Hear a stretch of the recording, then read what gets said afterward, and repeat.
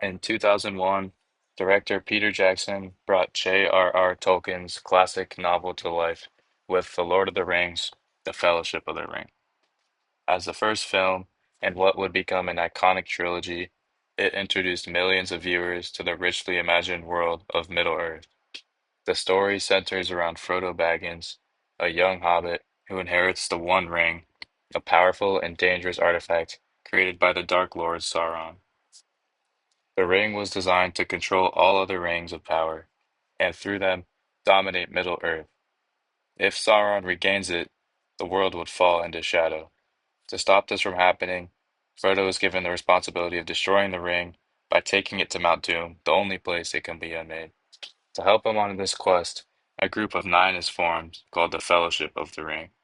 It includes 4 hobbits, 2 men, an elf, a dwarf, and a wizard. Together, they represent the different species of people on Middle-earth, united by the goal of stopping Sauron, even as danger threatens to tear them apart. In this video, the thesis I'll be arguing is that the Fellowship of the Ring and the Lord of the Rings trilogy uses digital scale manipulation and horror-inspired cinematography to create a powerful, large-scale vision of evil, showing how special effects can enhance storytelling by intensifying the emotional impact of horror elements. Before Peter Jackson took us to Middle-earth, he was making wild, low-budget horror movies full of blood, chaos, and creativity. Movies like Bad Taste, Braindead, and Meet the Feebles weren't big Hollywood hits. They were messy, weird, and super inventive. Jackson didn't have much money, so he had to get creative.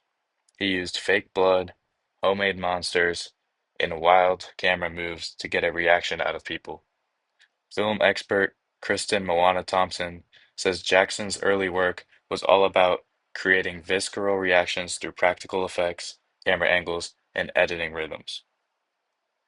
These early films taught Jackson how to make horror feel real, how to get under your skin with just the right shot or cut. As R.D. Hall puts it, Jackson's horror films weren't just messy, they were controlled chaos designed to keep the audience off balance. That chaos, that creepy energy, it didn't go away when he started making fantasy movies. He brought it with him and made it huge. Peter Jackson's approach to horror operates at an extreme scale, which is overwhelmingly massive.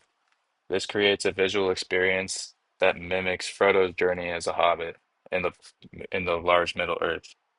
The software used by Jackson allowed him to create what Kirsten Moana Thompson calls a digital spectacle that operates as a form of sublime terror. In this clip, you can see the Fellowship rowing down the river, and you can see next to them is a huge foot of the statue, and it just kind of gives you an idea of how big this statue really is and the immense size of it. Gandalf and Isengard, when he lets go of the butterfly, the plunge down into the caves below stands out as a prime example of how Jackson helps us understand spatial relationships within the movies.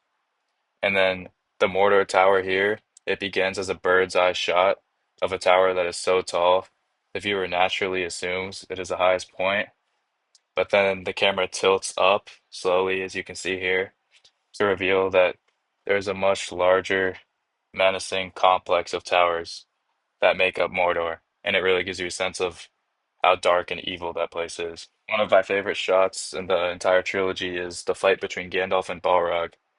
As you can see, it's a super wide shot of them reaching the underwater lake, and it looks like a slow motion shot, but it actually isn't. The space is so big that your brain assumes the shot is in slow motion. The sheer scale of these shots creates a feeling of helplessness that really amplifies the terror throughout the movies. One of the most famous shots in The Lord of the Rings is this one, when Frodo suddenly feels something is coming. The trees stretch back, the world warps around him, and everything feels wrong. This is called a dolly zoom. It's done by moving the camera toward the subject while zooming out at the same time. The subject stays the same size, but the background stretches or squeezes. The result feels unnatural, like the world is shifting under your feet. You've seen this before, In Jaws, when Chief Brody sees the shark attack, that same dizzy, sinking feeling hits you. It's not just about fear, it's about realization. Something terrible is happening, and there's no stopping it. Peter Jackson uses this horror technique to show us Frodo's fear and to pull us into it. It's not just a cool camera trick, it puts us inside the character's head. The world stretches because he feels like it's collapsing. The dolly zoom was first made famous in Alfred Hitchcock's Vertigo. The main character, Scotty, suffers from a fear of heights. In this scene, he looks down a stairwell, and the camera uses a dolly zoom to show exactly what he's feeling. It's one of the first times this technique was used to make the audience feel a character's panic.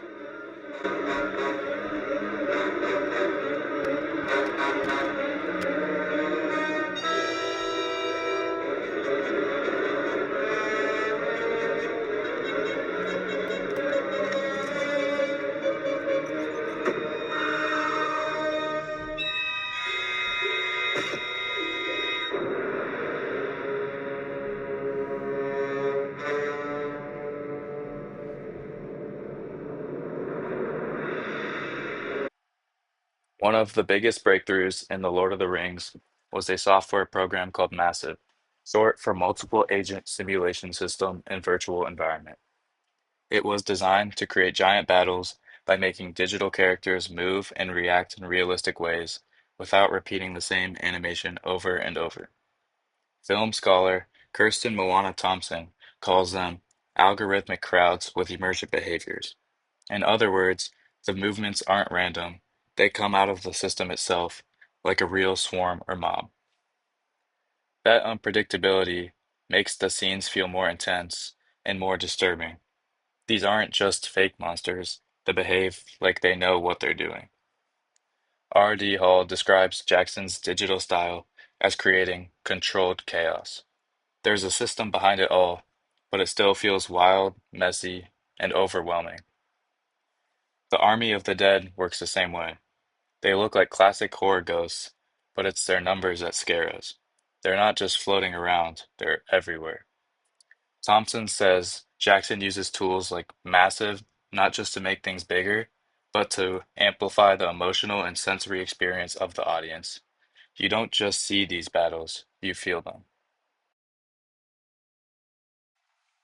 In conclusion, Peter Jackson used his horror background and digital tools to make evil feel massive in The Lord of the Rings. The armies, the fire, the Eye of Sauron, it all builds a world where darkness isn't just present, it takes over.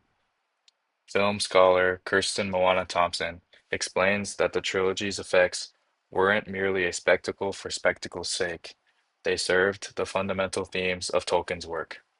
Jackson didn't just show us something big, he showed us how evil spreads, slowly, fully, and without escape. It's not just fantasy, it's fear made huge. Here's my works cited page. If you want to see some high level soccer videos, feel free to subscribe to my channel, and thank you for watching.